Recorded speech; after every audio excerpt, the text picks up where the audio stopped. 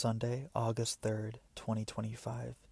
Keith had to confess what he had done this morning at church. He had to stand up in front of the whole congregation and tell them everything, including what the 5 thugs had done to him. Then he had to apologize to God, to his parents, and to the congregation that he had endangered and inconvenienced. Dad made him do that over Corey's objections. Dad never hit him, though last night he must have been tempted. Why would you do such a thing? He kept demanding. How could any son of mine be so stupid? Where are your brains, boy? What did you think you were doing? I'm talking to you. Answer me. Keith answered and answered and answered, but the answers never seemed to make sense to Dad. I ain't no baby no more, he wept. Or, I wanted to show you, just wanted to show you. You always let Lauren do stuff. Or, I'm a man. I shouldn't be hiding in the house, hiding in the wall. I'm a man. It went on and on because Keith refused to admit he had done anything wrong. He wanted to show he was a man, not a scared girl. It wasn't his fault that a gang of guys jumped him, beat him, robbed him. He didn't do anything. It wasn't his fault.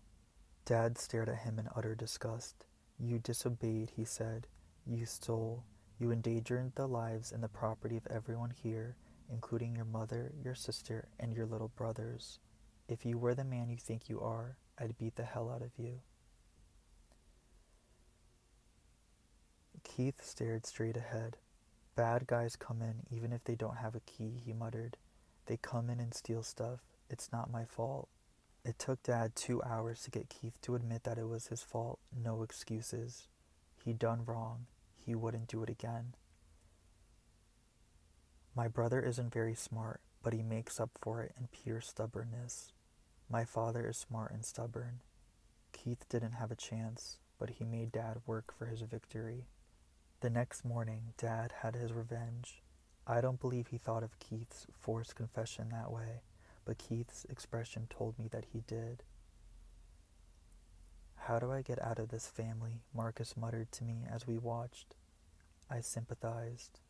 He had to share a room with Keith, and the two of them, only a year apart in age, fought all the time. Now things would be worse. Keith is Corey's favorite. If you asked her, she would say she didn't have a favorite, but she does. She babies him and lets him get away with skipping chores, a little lying, a little stealing. Maybe that's why Keith thinks when he screws up, it's okay. This morning's sermon was on the 10 Commandments with extra emphasis on honor thy father and thy mother and thou shalt not steal. I think Dad got rid of a lot of anger and frustration preaching that sermon.